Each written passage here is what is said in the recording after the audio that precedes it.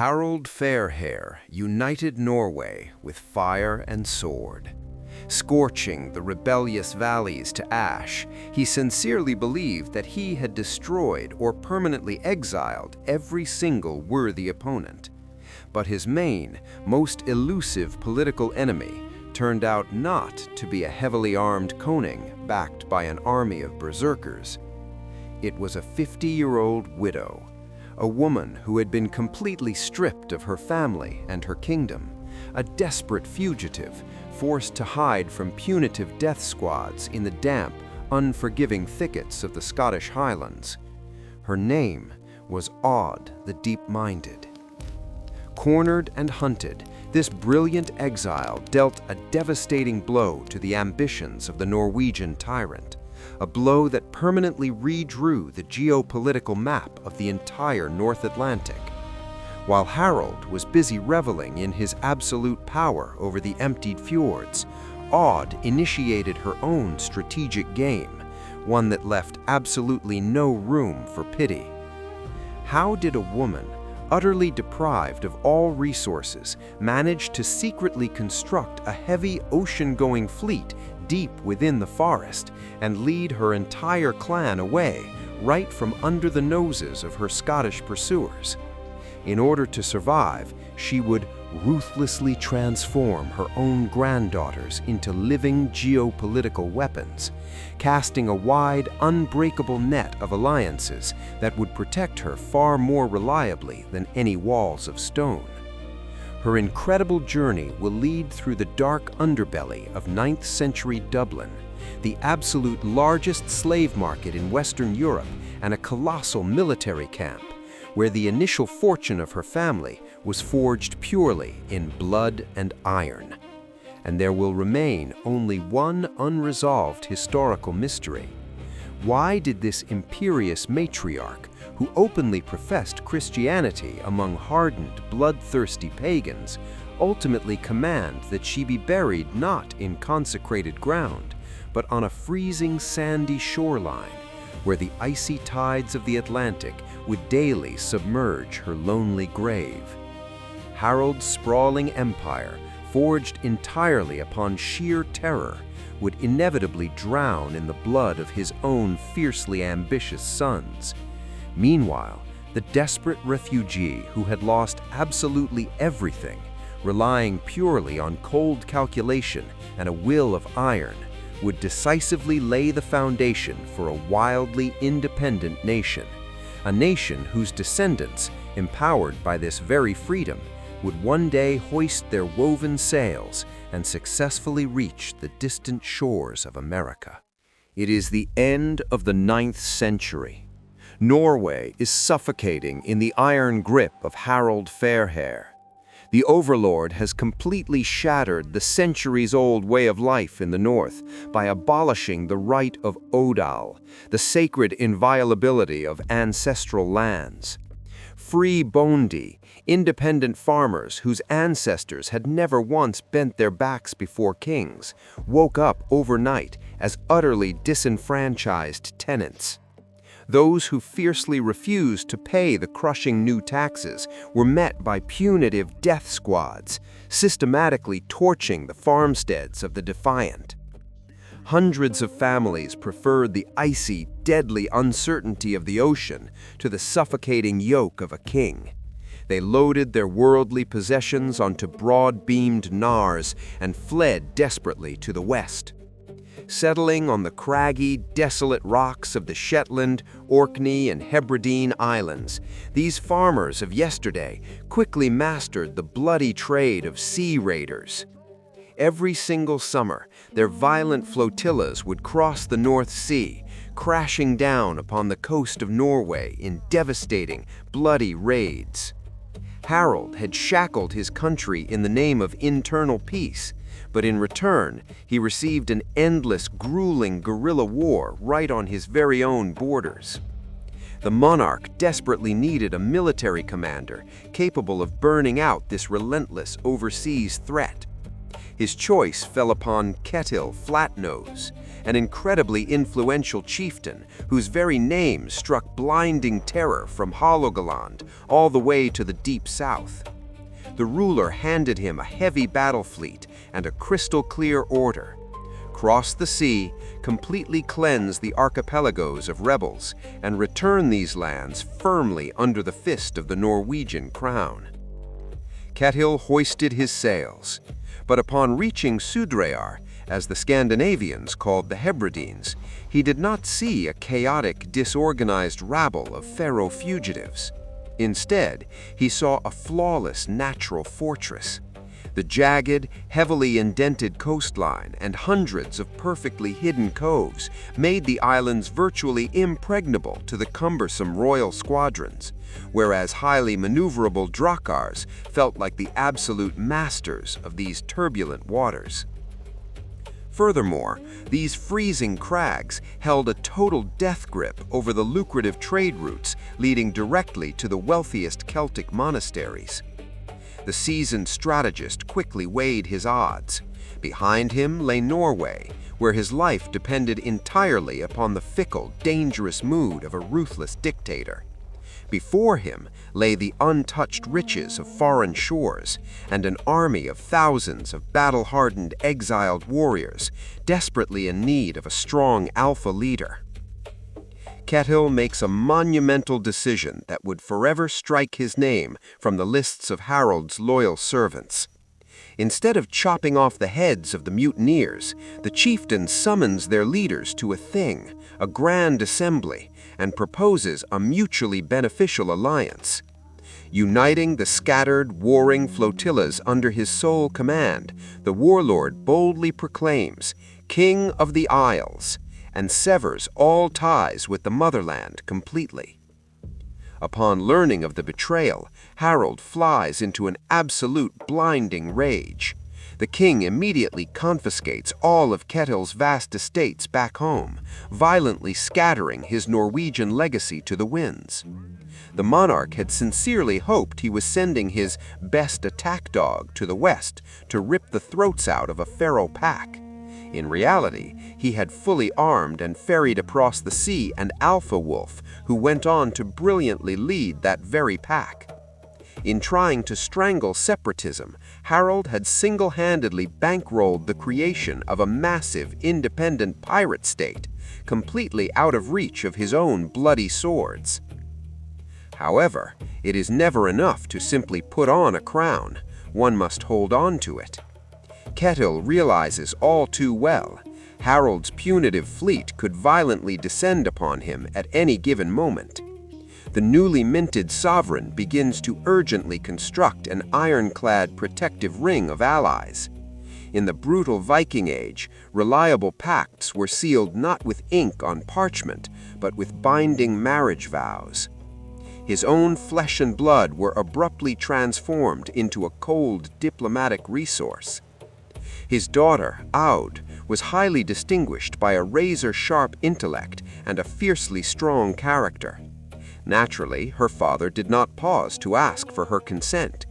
Shortly after consolidating his absolute power on the islands, he gives Aud in marriage to Olaf the White, one of the absolute most powerful sea kings of the era.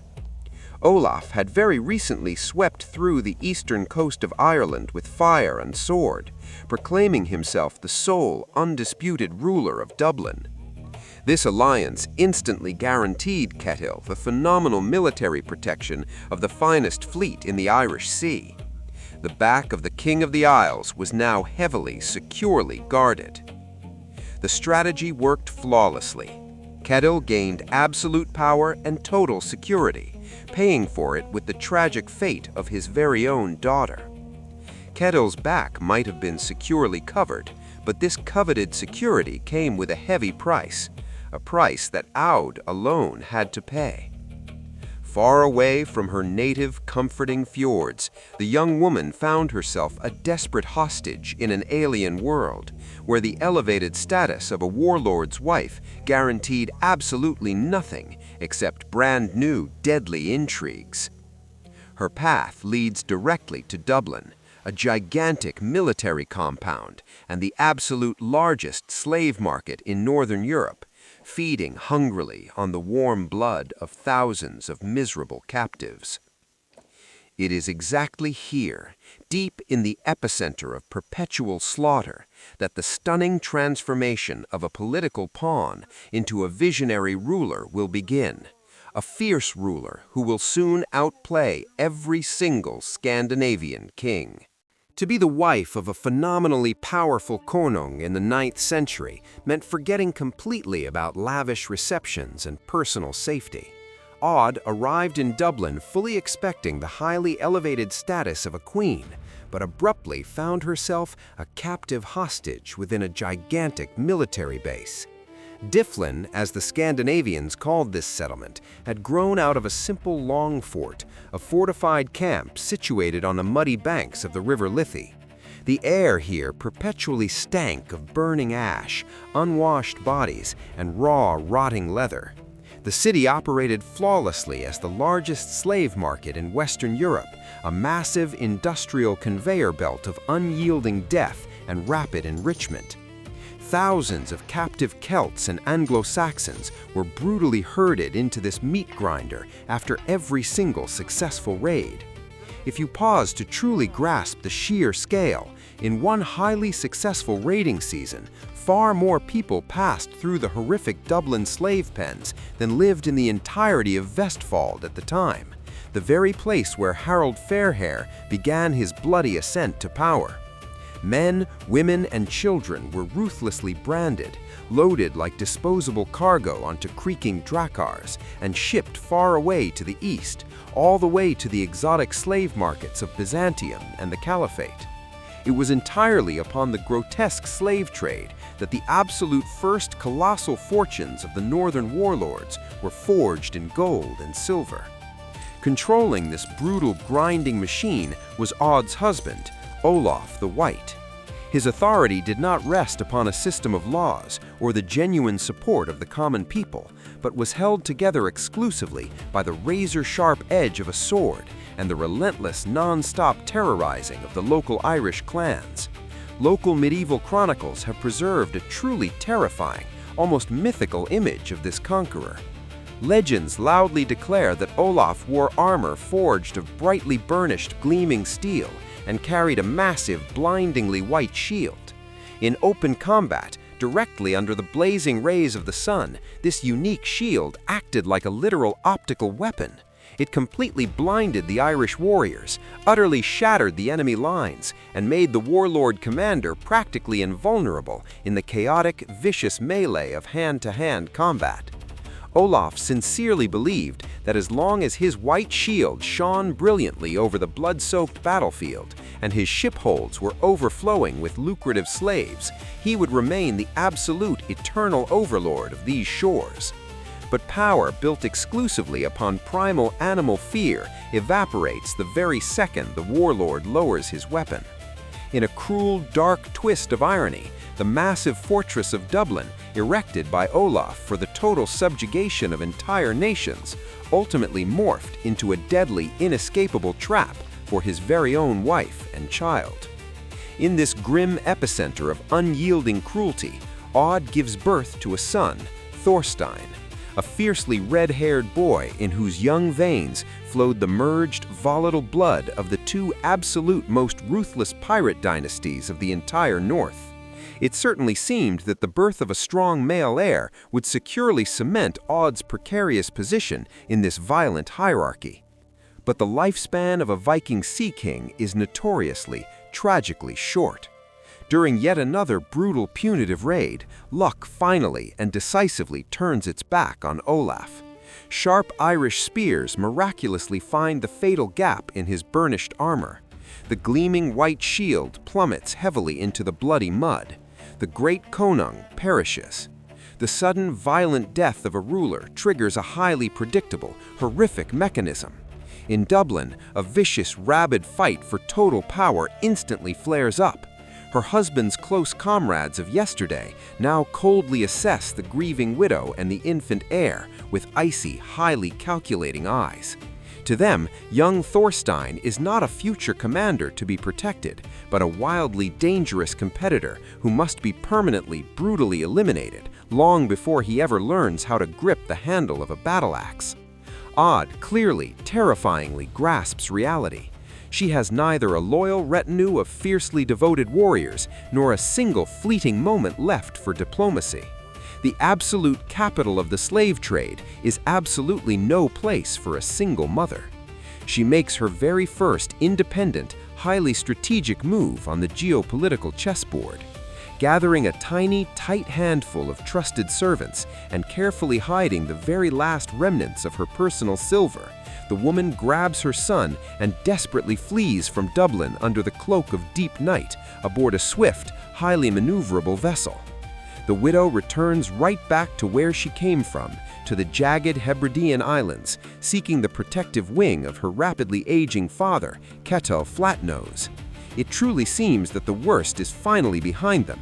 She has successfully snatched Thorstein directly out of the Irish meat grinder and hidden him safely behind the broad, scarred backs of her father's loyal veteran warriors. The desperate escape to the islands gifted Aud a much-needed yet purely temporary breathing space, but it also entirely stripped her son of his rightful, legitimate inheritance. For Thorstein, in whose veins the hot, volatile blood of Olaf the White and Ketil Flatnose boiled fiercely, the humiliating role of a dependent exile was suffocatingly tight. He desperately required his own crown and his own vast lands to completely wash away the stinging shame of their flight.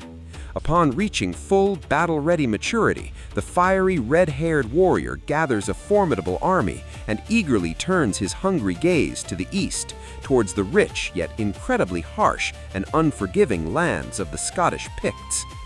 In her desperate motherly bid to save Thorstein from treacherous Dublin daggers, Aud unwittingly led him straight into the path of lethal Scottish spears. Very soon, the fiery, unquenchable ambitions of her son will violently drag the aging matriarch into a bloody slaughter that will burn their newly built world entirely to the ground, forcing her to flee to the very absolute edge of the inhabited earth. Thorstein the Red grew up with one single, all-consuming obsession: to utterly surpass the legendary glory of his late father.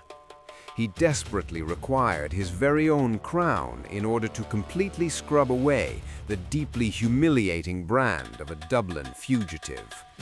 Upon reaching adulthood, he aggressively amasses a lethal army and strikes a highly strategic ironclad alliance with the powerful Earl of Orkney, Sigurd. The heavily combined massive forces of the Scandinavians crash down like an unstoppable hammer blow upon northern Scotland. The savage, bloody war between the Vikings and the Picts knew absolutely no mercy whatsoever.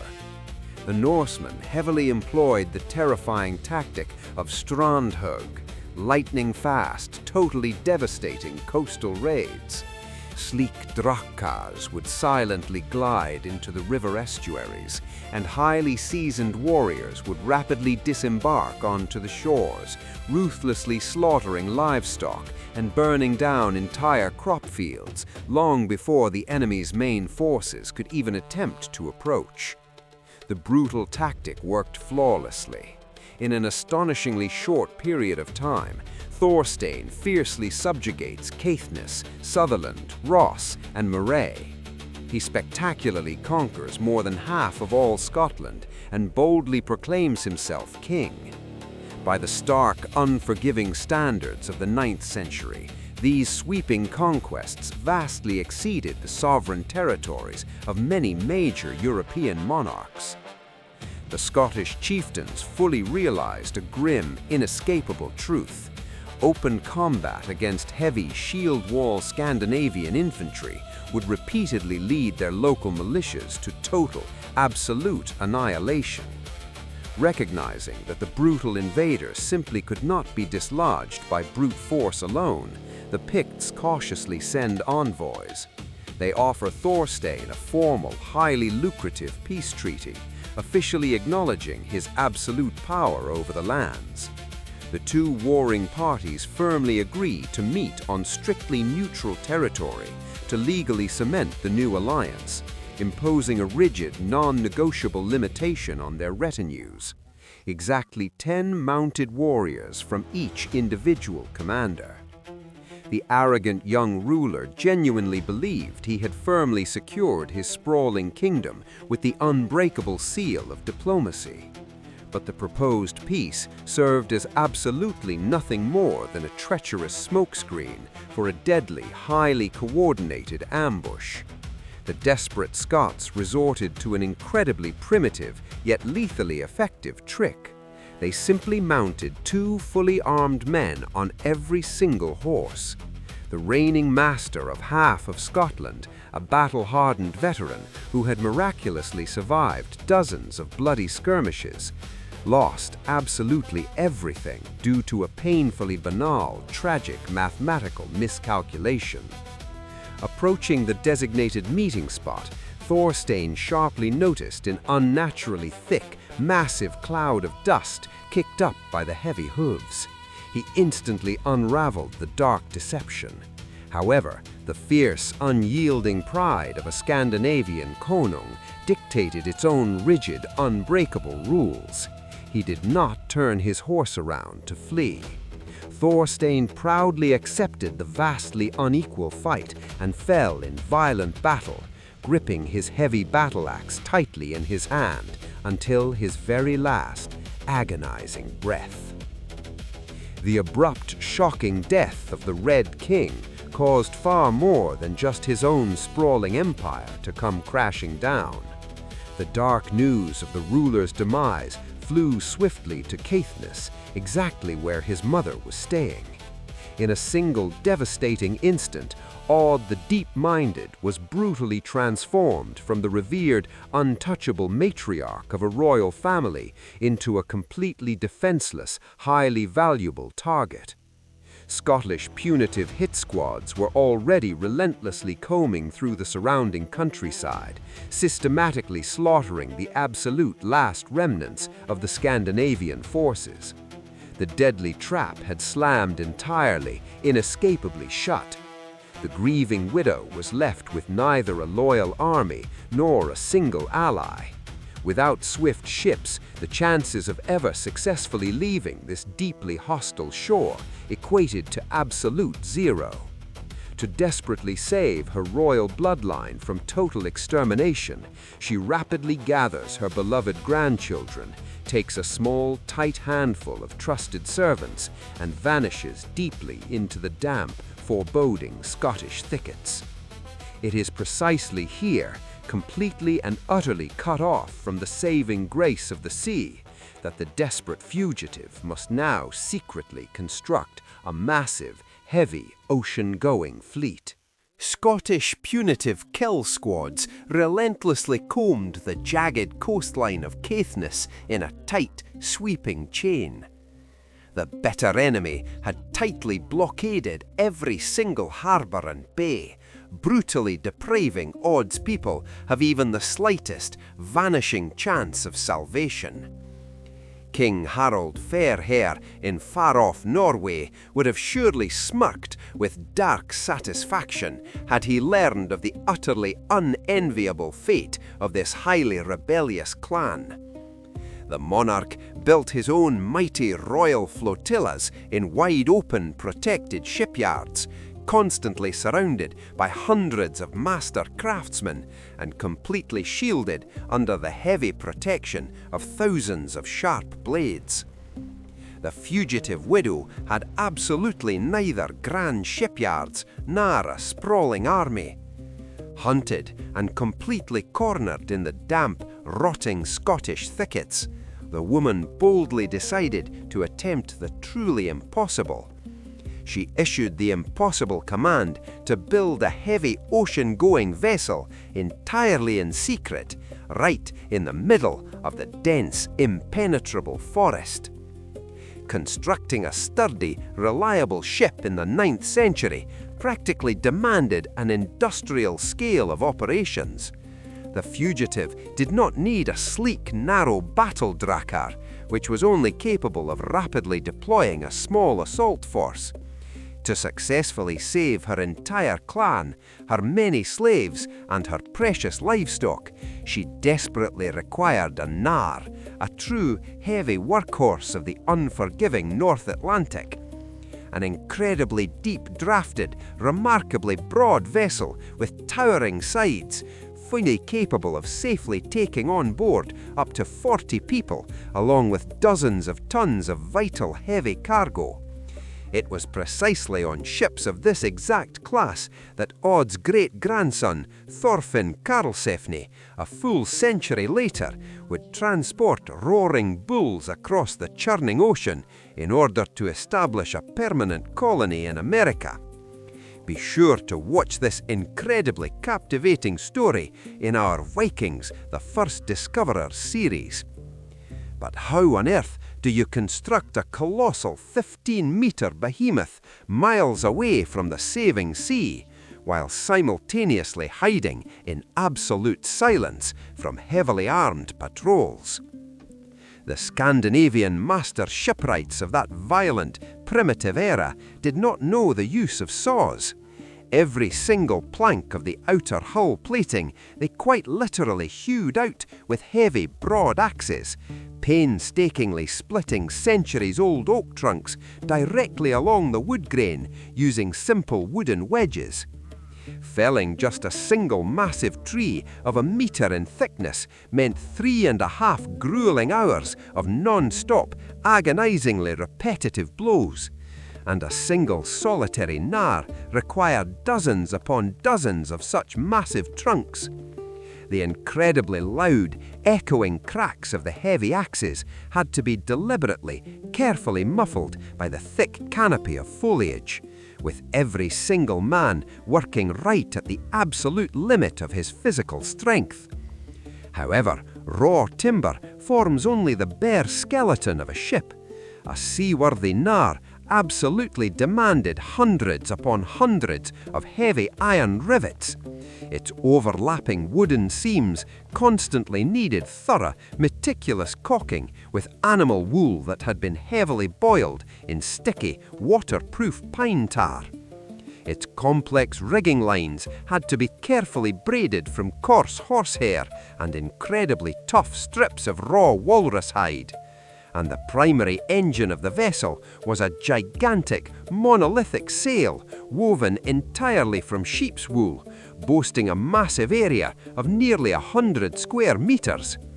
Even in relatively peaceful, prosperous times, the creation of such a massive canvas would easily consume more than a full year of painstakingly meticulous labor from an entire bustling village of dedicated weavers. Where exactly was a desperate, hunted exile supposed to procure all of this out in the middle of the dark wilderness? The 50-year-old widow swiftly brings into play the one highly powerful weapon she managed to successfully smuggle out of the bloody Irish meat grinder: pure Dublin silver. Operating entirely through deeply loyal secret agents and heavily braved local inhabitants, she expertly deploys an entirely invisible underground supply network. Heavy silver coins flow silently along hidden, winding smugglers' paths in direct exchange for tar, heavy chunks of iron, and massive rolls of finished broadcloth. Aud strategically buys up the essential materials in small piecemeal batches to avoid drawing any unwanted attention whatsoever, and methodically smuggles them straight into the highly hidden forest camp. The massive hull is fully planked, the crisp air reeks strongly of fresh pine tar, and the towering mast is totally ready for installation. But directly ahead looms a massive obstacle, fully capable of completely erasing all their agonizing efforts in a single moment. How exactly do you move a multi-ton colossal ship all the way to the water on totally rough, highly unforgiving terrain? Aud's people furiously chop down trees, strip them completely bare of all branches, and lay them firmly on the damp ground, painstakingly creating a continuous, rolling road made entirely of thick wooden logs. Harnessing themselves tightly into heavy pulling straps, side by side with the surviving livestock and sweating slaves, they forcefully drag the massive ship, metre against agonizing metre, out of its dark forest prison and straight down to the rocky coastline. They made it just in time. The Scottish assault squads, who aggressively descended into the thicket, hot on the trail of the desperate fugitives, discovered absolutely nothing but an abandoned campsite, scattered wood chips, and immensely deep grooves carved into the dirt, leading directly out into the freezing, churning waves of the Atlantic. The newly built ship successfully made it out into the open sea, but salvation quickly proved to be nothing more than a fleeting, temporary illusion. The boundless, wide open ocean offered absolutely no shelter whatsoever, and the highly rebellious clan was still officially declared as outlaws from the deep fjords of Norway all the way to the jagged cliffs of Scotland. Aboard the heavily laden knarr were Aud's precious granddaughters, the young daughters of the tragically slain Thorstein. The brilliant matriarch understood all too well, not a single hull of solid oak would ever protect her family from the raging, unquenchable wrath of kings. She desperately needed an impenetrable political shield, one that simply could not be chopped to pieces by any sort. And so the widow intensely resolves to fully utilize the only resource still available to her. She coldly transforms her very own granddaughters into living, breathing political weapons, fully intending to forge powerful, highly strategic alliances at every single transit point along her perilous, winding route. This ruthless matrimonial diplomacy will forever and fundamentally redraw the geopolitical map of the northern archipelagos. But for the total, enduring safety of her clan, the fierce matriarch will have to pay a steep price, one that violently challenges every single foundational pillar of Scottish society. The incredibly heavy knarr violently smashed its way through the freezing gales of the North Atlantic, carrying the battered remnants of the rebellious clan far, far away from the blood-stained Scottish shores. Aud the Deep-Minded was fleeing, but completely unlike the hundreds of other desperate refugees of the brutal Viking Age, she was not blindly scrambling for simple animal survival. The highly intelligent widow was aggressively constructing an entirely new political reality. On its long, grueling voyage toward Iceland, the battle-worn fleet makes heavily calculated stops in the Orkney and Faroe Islands. It is exactly here that the matriarch firmly brings her young granddaughters into play, the orphaned daughters of the fallen Thorstein. In every single port they enter, the brilliant fugitive decisively marries off one young girl to the absolute most influential and powerful local jarls. The very first vital stop is the Orkney Islands, which served as an absolutely critical strategic buffer on the highly contested northern sea routes. By marrying off Groa to the ruling Orkney Earl, Aud essentially guaranteed her own rock-solid protection.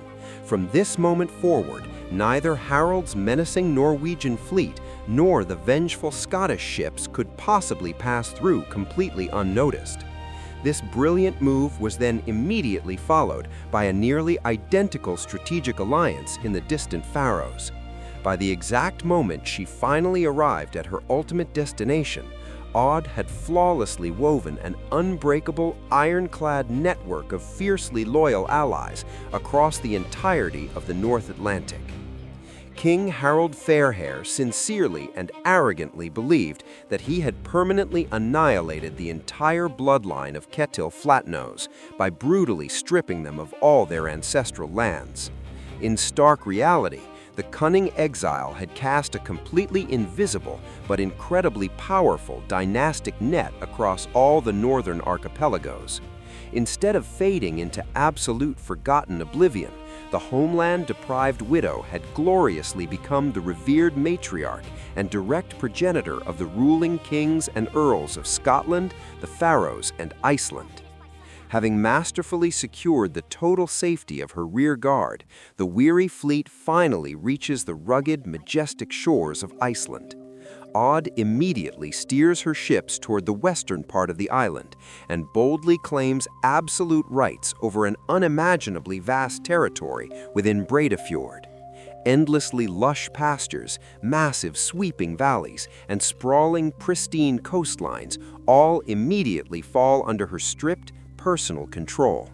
The woman strategically distributes massive tracts of land to her highly trusted men and loyal ship captains, instantly transforming herself into the absolute most powerful and influential female ruler in all of Iceland. The untamed land had been fully subjugated, but the enormous, terribly empty valleys concealed a brand new, silent threat. In order to permanently hold on to these vast domains, she desperately required strong people fully prepared to actively cultivate and fiercely defend them. Languishing deeply in the dark, cramped holds of her ships were dozens upon dozens of Celtic slaves, brutally extracted long ago from the horrific Irish meat grinder. Any other ruthless Scandinavian warlord would have simply driven them out into the harsh fields by sheer brutal force. But Aud brilliantly understood human nature. At the very first sign of genuine danger, a mistreated slave will either viciously betray you or immediately run away. Therefore, the visionary matriarch makes an earth-shattering decision that fundamentally challenges every single entrenched tradition of the mighty North. A deeply radical step that will utterly shock all of Iceland and decisively lay the absolute foundation for an entirely new, genuinely free society. Western Iceland had fully submitted to Aud, but the totally empty, sweeping valleys of Fjord were worth absolutely nothing completely on their own. In order to firmly hold on to a massive territory that was roughly equal in sheer size to a small European principality, she severely needed loyal people. Stepping onto the rocky shore alongside her were dozens of miserable Celtic thralls, broken captives who had been mercilessly hauled out from the grim dungeons of Dublin. Among them, remarkably, were men of highly noble blood, a captured Irish prince named Earp, and another profoundly high-born prisoner by the name of Vífil. Any other stereotypical Scandinavian warlord would have quite simply handed out heavy, cracking whips to the overseers and violently driven the wretched slaves straight out into the freezing fields to labor. But Aud deeply understood a fundamental truth. A slave passionately hates his master. The exact moment he spots a foreign sail approaching on the distant horizon, he will take the absolute first opportunity to plunge a rusty pitchfork straight into his overseer's back, or he will simply vanish into the rugged mountains. A newly born state simply cannot be held together by raw, paralyzing terror. And so, the fiercely intelligent widow commits an act that boldly defies all the established violent traditions of the North. She publicly, unconditionally grants the slaves their total freedom. But she does not stop there. The brilliant fugitive endows every single one of them with massive, sprawling tracts of their own land. The slave of yesterday, Vífil, is completely handed the keys to an entire massive valley, which will forever bear his name, Vífilsdal. Earp, likewise, instantly becomes a genuinely free, deeply independent master of his own sprawling estate. There was absolutely not a single drop of naive, gentle mercy in this stunning decision, only cold, incredibly pragmatic calculation. A man who has suddenly been given his own land instantly transforms into a proud bondi, a fiercely independent, free-holding farmer.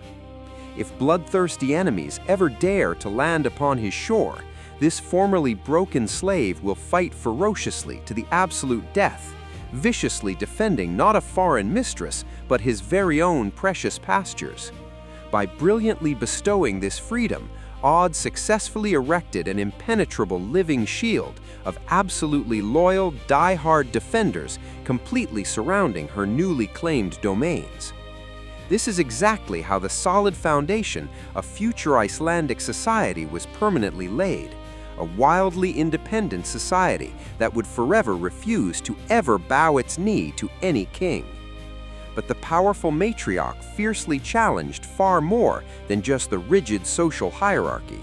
She openly and defiantly professed her deep belief in Christianity on a wild, untamed island where the fierce locals zealously worshipped Thor and regularly offered up bloody, visceral sacrifices. In the entirety of Iceland at that time, there did not exist a single solitary church. To fiercely preserve her faith in total agonizing isolation, Aud commanded the immediate erection of gigantic, towering wooden crosses atop the highest, most prominent hills. The sacred location was henceforth named Krosshólar, the Hills of Crosses. Every single day, the rapidly aging ruler would slowly climb up there for quiet, solitary prayer, gazing out over the harsh, unforgiving waves of the deep Atlantic Ocean. This fierce faith would ultimately leave behind an incredibly bizarre and strange legacy. Long after Aud's death, her fervently pagan descendants would ironically transform these highly sacred Christian shrines into entirely new pagan temples. They would begin aggressively worshiping the physical hills themselves, believing with holy conviction that the powerful spirits of their mighty ancestors had literally taken up residence inside the earth. For a brief span of time, two violently irreconcilable religions completely merged into a single, deeply mystical, hybrid cult. Aud survived to an incredibly ripe old age, living long enough to personally witness the magnificent fruits of her agonizing labor.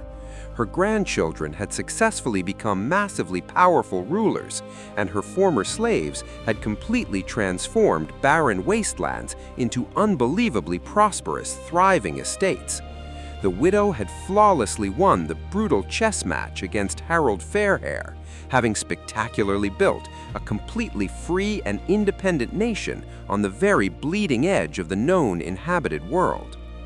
But cold death was already standing right on the threshold, and a final, seemingly unsolvable problem loomed darkly before the devoted Christian woman. On the entire sprawling island, there was not a single scrap of consecrated holy ground, nor was there a single ordained priest anywhere capable of performing a proper funeral rite. And the deeply horrifying thought of lying eternally in the exact same soil alongside idol-worshipping pagans was absolutely, entirely unthinkable to her. In order to absolutely ensure she would never be surrendered to alien heathen gods, the matriarch issues her absolute final, unyielding command. She fiercely dictates in her final will that she must be buried exactly on the volatile border between two totally different worlds, directly in the shifting coastal sands, where the freezing, icy tides of the Atlantic Ocean will eternally, relentlessly wash over her lonely grave.